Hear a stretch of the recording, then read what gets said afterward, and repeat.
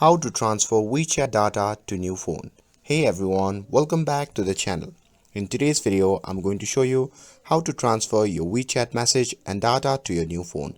It's quick and easy, so without further ado, let's get started.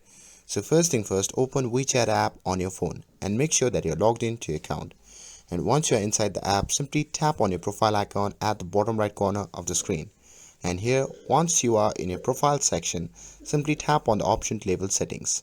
And here, once you are in the settings section, you can see the option label as chats. So simply tap on that. And here in this section under the chat history, you can see the option label as chat history, migration and backup. So tap on that.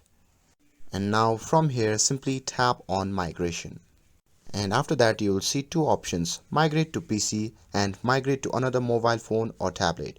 Now choose migrate to another mobile phone and tablet and tap on select chats to migrate, and from here you need to follow the on-screen instructions to complete the migration process to your new phone. And that's it.